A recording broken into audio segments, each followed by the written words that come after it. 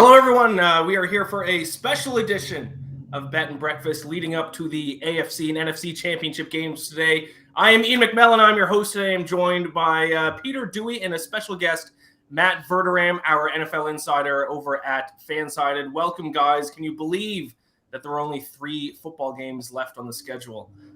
It sucks. I'm going to miss it. And then we have months and months and months where we just head into hibernation and bet on other sports as we get ready for next football season. But first things first, I want to bring up, before we get into the games today, I got to talk about, of course, Tom Brady. His reign might finally be over, maybe. It was reported that he's retired. Now some reports are coming out that he might not be officially retired. I think he is. I just think he kind of wants to release it himself in the coming weeks. But I'm going to start with you, Matt. What are kind of like the likely dominoes that are going to fall as a result of this? Could someone like Aaron Rodgers take over the spot in Tampa Bay? Who's kind of going to be the best team in the NFC South now? What do you think as far as this whole Tom Brady news? The Packers aren't trading him to Tampa Bay, so I would be floored if that happens. Like, is it Jameis Winston the sequel there because he's a free agent? That'd be fun. He's probably the best free agent available. Like, I think it's going to be something like that. It's either going to be Winston or Teddy Bridgewater. The draft's not chock full of guys who people think are first-round quarterbacks. Would they roll with a Kyle Trask who they drafted last year? I don't know. Look, the reality is if Brady's gone, they're done. But they're not just going to magically pick this thing up and ride to 12 wins next year. Now, the flip side of that is, to answer the second part of that question, the NFC South is an atrocity. That might, if he's not there, that's the worst division in NFL history. Does any team win 7 games? I would have to say the Falcons are the favorite because of the quarterback. But Yes. The Panthers started out 3-0 and won 2 games the rest of the year. The Saints are approximately $9 billion over the cap and don't have a head coach. And the Buccaneers now, or quarterback. And then you're going to have the Bucs, who have a lot of free agents, who are an older team, who have no quarterback. There's conflicting reports on whether or not Arians is going to come back if Brady retires. I would imagine Gronk retires if Brady's out. So you look at that division, and it's a race to what, 7 wins? Yeah, I think my Atlanta Falcons might be the favorites heading into next year, depending on kind of how the offseason shakes up. But I mean, they could be. They could be. Peter, any thoughts on Tom Brady? Yeah, I just think it's like Matt said, they have a lot of free agents. Like, if Tom Brady leaves, like, you're not bringing back Chris Godwin most likely. Like, you're not going to overpay for another receiver, and you don't even have a quarterback. Like, they're going to have so many holes on that roster where they built this roster and they brought everybody back this year for Tom Brady because they're like, hey, let's make another run at this thing. You lose him and you put yourself in a spot where you kind of have to figure out, all right, are we going to tear this entire thing down? Which makes me wonder, like, if they do tear this whole thing down, do they get a look at Kyle Trask for a year since they're not going to have a good first-round pick this year? And you see, can he give you anything? And maybe you go into next year and try and draft a quarterback in the first round. But it's going to be really weird. I'm honestly shocked that he's even going to retire. I thought they had that team built enough for him to maybe make one more run at it. I always thought Tom Brady would go out on top. So very surprised by yesterday's news for sure. I always think it's a little, by the way, Gonzo the Beast chimes in, RIP Bucs fan base 2020, 2022. I always think it's weird when players make this big of a decision so close to when they're eliminated from the playoffs, because to play on a season like 5-6 months long, training camp all the way up to the playoffs, get eliminated in that close of a game, it's so heartbreaking that the thought of going back and going through all that again to get back to the playoffs seems like a tall task. And kind of your immediate response is to retire. That happens in the UFC all the time. Fighters retire 5 times before they actually retire. So I'll be interested to see if Tom Brady does kind of stick to it as the offseason progresses. But certainly as a Falcons fan and as a guy who my very first football game I ever watched was Tom Brady's first Super Bowl. He's dominated the NFL the entire time I've been an NFL fan, literally from the start of his career till now. So I'm happy to see him finally go. Let's get into today's games here really quick. But I do want to let you guys know, all the viewers, that Arrowhead Addict will be going live heading into the AFC Championship game starting at 2 p.m. Eastern at the top of the hour. Matt, you'll be joining them as well. So after the show's over, go have a snack, maybe a quick little coffee, maybe a quick little nap, and then head over and check that out. But let's get into that AFC Championship game. As far as the betting lines go, we actually saw the line move up to 7.5 in favor of the Chiefs early this morning. It's now back to 7. My big question, and this is one that's on a lot of people's mind, what went wrong with the Chiefs against the Bengals last time they played, Matt? Because that wasn't that long ago, and the Bengals won the game outright. They ended up clinching the AFC North with that win. What went wrong in that game? What do the Chiefs need to do to be able to win this game and potentially cover as 7-point favorites? Yeah, I mean, how much time do you have? Because right. they did everything imaginable to lose that football game. They took 10 penalties. They didn't have turnovers. Mahomes actually threw 2 balls right at guys in the Bengals, and they dropped both of them. Now, one ended up being inconsequential. The Bengals got the ball the next play because the Chiefs punted. But, here was a lot of things. The Chiefs, I would say it was their worst tackling exhibition since the beginning of the year when they couldn't stop anybody. They took horrible angles. They blew coverages. They blitzed relentlessly when they didn't have to blitz. They had 4 sacks of Burrow in that game. All 4 of them came when they didn't blitz. They did not have to blitz, and they kept doing it. If you watch that game, you remember the play of the game was a 3rd and 27 late in the game when the Chiefs brought 7 guys on a blitz and singled up Jamar Chase. It was crazy. I'd also say in that game, it was weird. I mean, the Chiefs scored 28 points in the first half of the game. And then out of nowhere, the Chiefs, at the very end of the half, they get a kickoff return for a touchdown. It gets called back on a penalty. And then they drop what would have been a 70-yard pass to Tyreek Hill. And then that was it. The offense only got 3 drives in the second half. They only scored 3 points. Both drives were short-circuited. They didn't score points by penalties, where they took themselves out of scoring range. It was a mess by Kansas. I mean, just all the way around. They did not execute outside of 4 early drives offensively. Everything else was bungled up. Yeah, and so one of the things you talked about how they blitzed so much in that last game, and we saw a lot how Burrow was really good outside the numbers in that game, a lot of it being in single coverage to Jamar Chase. Obviously, Jamar Chase had his best game of the year, 266 yards, 3 touchdowns. Is there a way for the Chiefs to kind of maybe not take him completely out of the game, but limit him in this game and try and make T. Higgins, Tyler Boyd, C.J. Uzomah be the guys who beat them in this matchup? Well, I think they have to. I mean, that I think is number 1, 2, and 3 on the priority sheet this week. Like, they should be able to get home with 4 guys. The Bengals have not blocked anybody at all season. Burrow's the most sacked quarterback in the league. He's not overly mobile. I think he has 118 rushing yards for the whole year, so you know where he's going to be. I think in this game you're going to see the Chiefs do what they did against Stephon Diggs. They're just going to bracket him and say, "Look, you're not beating us." I mean, Diggs in that game had 3 catches for 7 yards. Now the flip side of that is Gabriel Davis went out of his mind for 208 and 4 touchdowns. If you go and look at that Gabriel Davis catch chart, every pass that was down the field, every single one of them was down the middle of the field. And that's where Tyrann Mathieu wasn't. He'll be in this game. I would expect the Chiefs to basically say, look, if you're going to beat us, you're going to beat us with Joe Mixon running the ball and with Uzomah and Higgins and Boyd beating them one-on-one. I would be shocked if Kansas City singles up Chase in this game. And if they do, they deserve to lose. Like, I can't imagine after watching that exhibition that they're just going to go, okay, Travarius Ward, it's on you, bud, one-on-one. I think they will double him, and they will rely on the front 4 led by Jones and Ingram and Clark to create some havoc. Yeah, on that point, actually my favorite prop bet, and I gave this out on Friday or Thursday's episode of Bet and Breakfast, was the over 72.5 receiving yards, which is what the number's at right now at WinBet for T. Higgins. Because I assume if they do lock down Jamar Chase, I mean, that is going to open things up for someone, and I hope that someone is T. Higgins. So that's my favorite prop play, 72.5 yards. I think he hits that over, especially if they lock down Jamar Chase.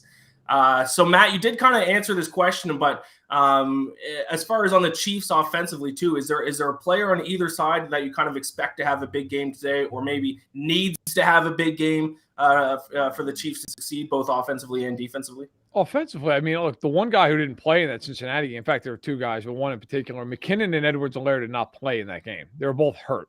So Darrell Williams played. Now, Williams hasn't played in the playoffs yet. He's had a bum toe. They think he might be back for this game, but I don't think he's going to get a lot of the carries anyway. I think it's going to be Jerick McKinnon. And McKinnon has been a revelation for them in the playoffs. He's by far the fastest back they have. He's been catching the ball like crazy. He's been a major threat for them that they did not have through really all the regular season. I mean, McKinnon really did nothing. He was hurt or he was sidelined because he was just buried on the depth chart. So I think you're going to see Jerick McKinnon in this game. I think they'll utilize him consistently and effectively. The other thing is, look, the Bengals held down Hill and Kelsey in their first matchup. I'm sure Andy Reid will be scheming to try to figure out ways to get them open. Look, I think the other guy to watch, McCole Hardman, has played well down the stretch for Kansas City. He had his first 100-yard game receiving wise against Denver week 18. Against the Steelers, he had some big catches. Last week against Buffalo, he had a jet sweep for a touchdown. He also had a big catch in overtime that drove him down the field. They've gotten him more involved. I think in the past, the Chiefs would have been terrified if Kelsey and Hill were kind of mitigated. I don't feel that way now. I think the Chiefs are fine with it, and they're just going to bleed you to death with everybody else. The Chiefs at this point are more well-balanced than they've been at any point this season. One of the things I wonder, Matt, in this game is we've seen the total in this game really climb from 51 to 54 now. And obviously the first matchup was extremely high scoring, but we talk about how both these teams, they've got to look at each other. They know what they kind of have to do to slow down these two offenses, what they have to change.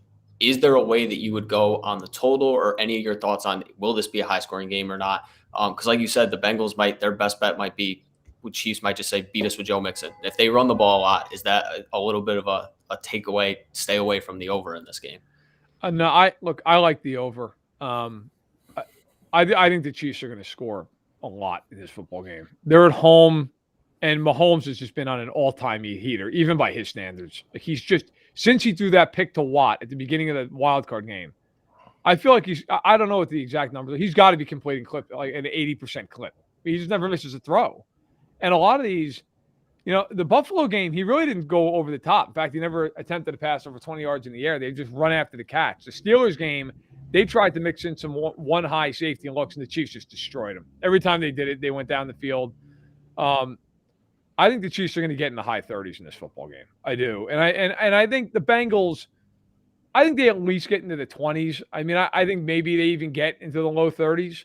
I think there's going to be a lot of points. The quarterbacks are too good. The weapons are too good. I think it's something like, I think I picked the game to be 38-27, somewhere in that range. And so I think they'll hit the over pretty easily.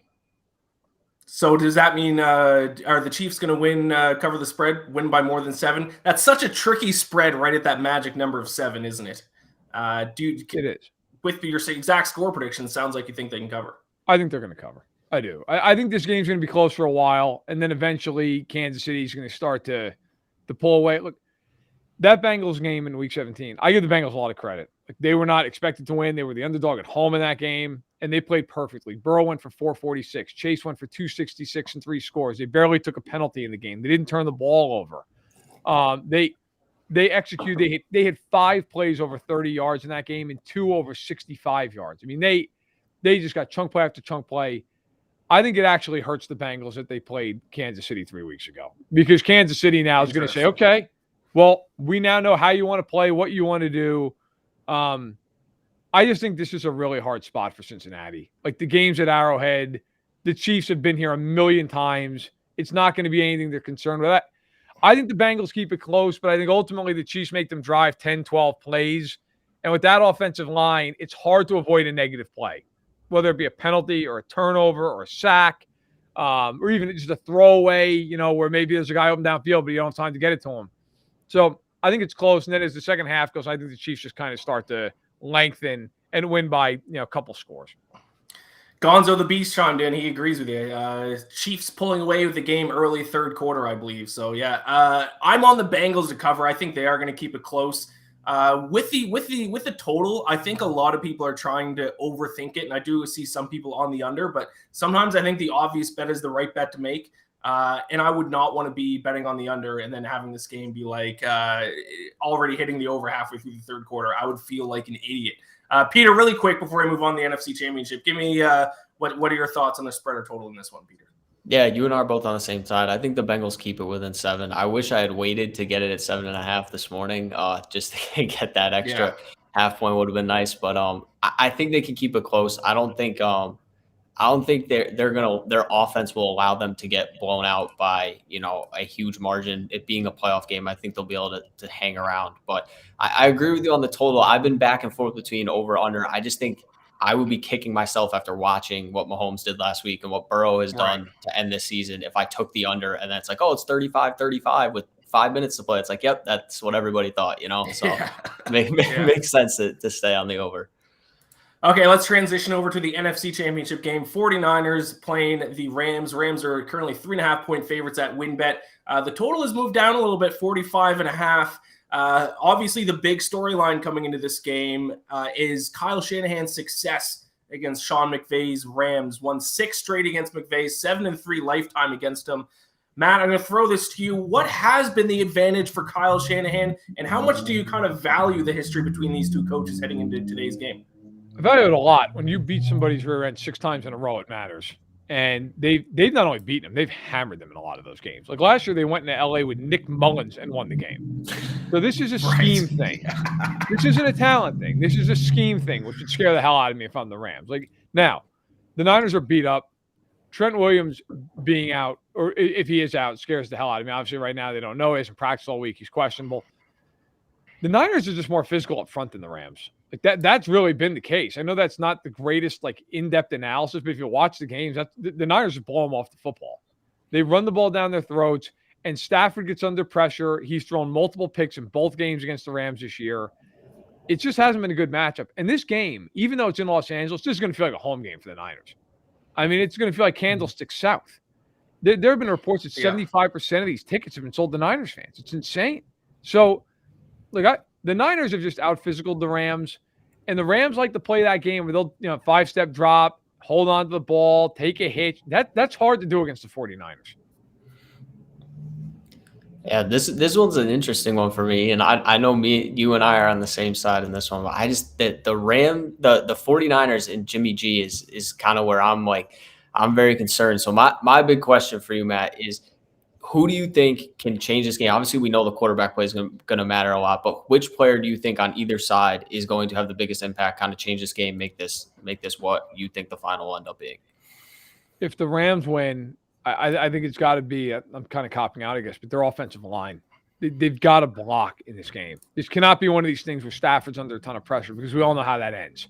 That ends with the ball in somebody's hands on the other side. Like, it cannot be a game where he's getting hit and harassed. They've got to win against Bosa. They've got to win against Armstead up front.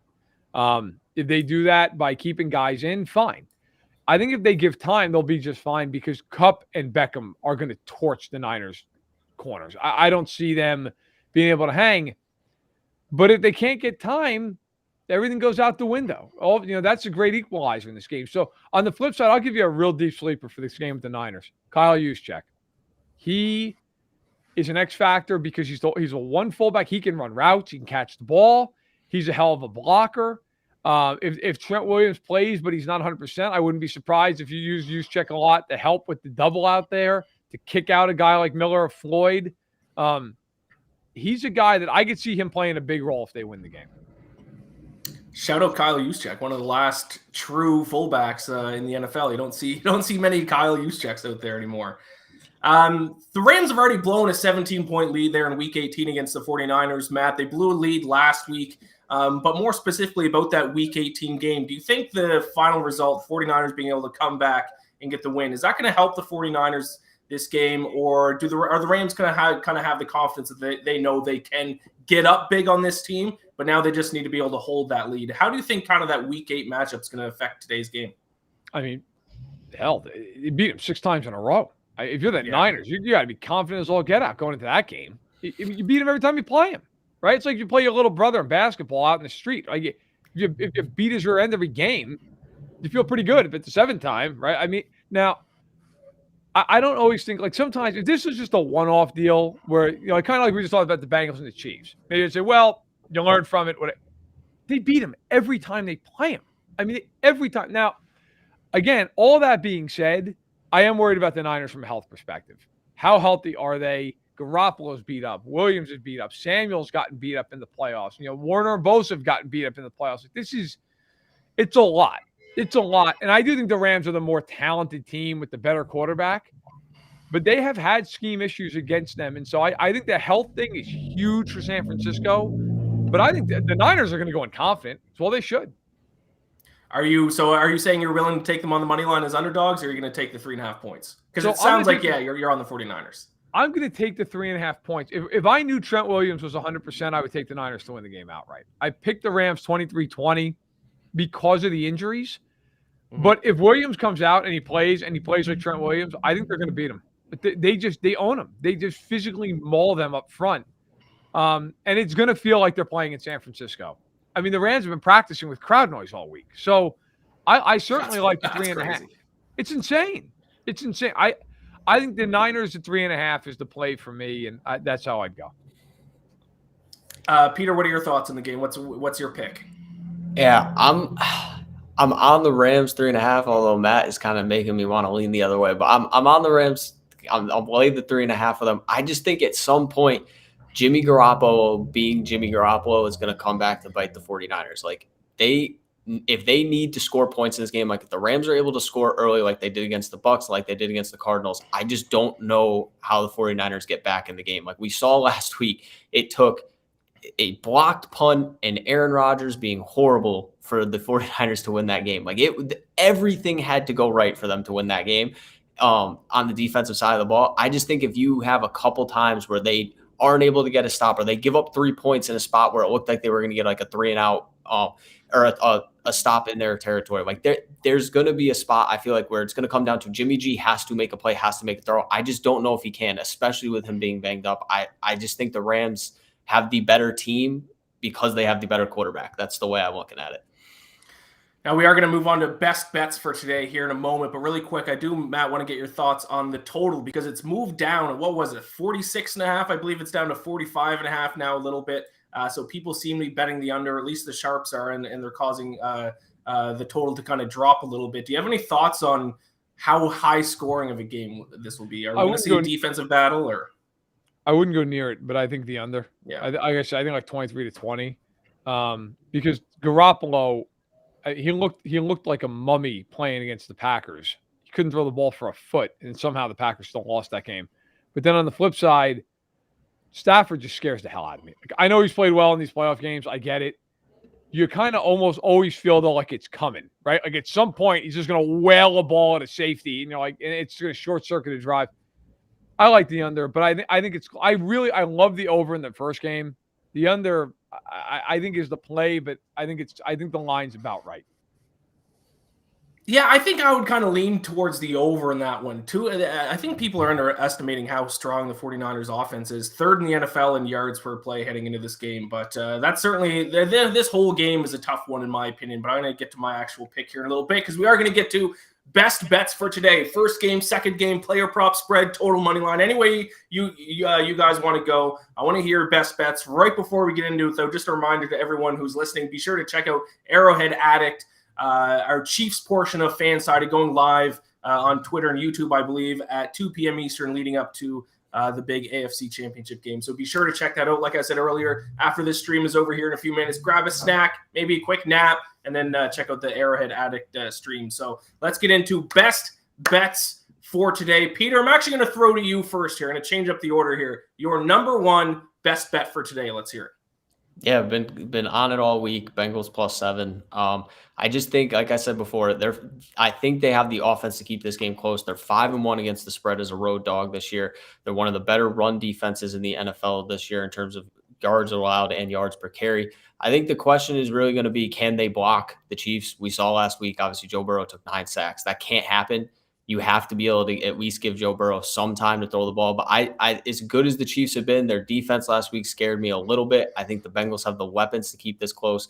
It's probably going to be a high-scoring game, but give me the Bengals +7. I think they cover on the road. All right, Matt, what do you got? I'll do a teaser. I think I would take the Chiefs, tease them down to 1, tease the Niners up to 9.5. I think that's what I'm looking at. Like I just can't see the Chiefs losing this game. It's nothing against Cincinnati. I think Cincinnati's good. I think they're going to be around for a long time. I mean, the Chiefs basically saw their death on Sunday night with 13 seconds left and somehow didn't even have to kick a 50-yard field goal to tie the game. And then just immediately went down. I mean, they had 550 yards of offense because they're number one defense in football. Yeah. I don't think they're losing. And I think the Niners, they could win, they could lose. That game to me is more of a toss-up, but if I can tease it to 9.5 points, I feel pretty good it's going to stay within a 10-point game. Shout out Ben Heisler, who, of course, was supposed to host today. He's feeling a little under the weather, so I took over his hosting duties here because that was his best bet as well, Matt. He liked the teaser. I think that's a very strong teaser as well. I'm actually on the Bengals to cover, but if you can tease it down to -1, I mean, I think the Chiefs do kind of win this game, just kind of based on experience as well. This is brand new territory for Bengals, for basically everyone in the Bengals. So two-way teaser, Ben and Matt's best bet. Chiefs down to -1, 49ers up to +9.5.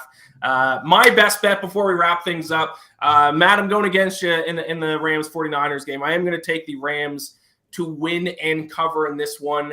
I think they are just the more complete team from top to bottom. If they don't turn the ball over, obviously that's a huge if with Matt Stafford. That's the if that costs you money, and it could. But yeah, and you mentioned it. Both games against the 49ers, the Rams lost earlier this year. Matt Stafford threw 2 picks in each of them. They turned the ball over 4 times last week. Still managed to beat the Buccaneers, although that got pretty sketchy there near the end. But yeah, I'm on, and also Rams. I know the 49ers did have some success on the ground, or some decent success on the ground against the Rams earlier in the season, but Rams defense still does rank 5th in opponent yards per play. So I'm going to kind of trust the long full season numbers. If they can shut down the 49ers run game. By the way, the 49ers did not run the ball well last week against the Packers, who had one of the worst run defenses in the NFL. I don't know if it was the weather.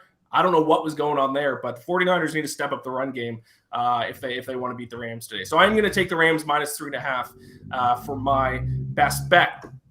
So there you guys have it. There is our show. Enjoy today's football action. Like I said at the top of the show, only 3 games left, and we have to go into hibernation until next year. So be sure to check out Arrowhead Addict Stream going live at the top of the hour, and also Bet and Breakfast will be back 9:30 a.m. Eastern this coming Monday. Thank you all for tuning in. Best of luck with your bets, and enjoy the action.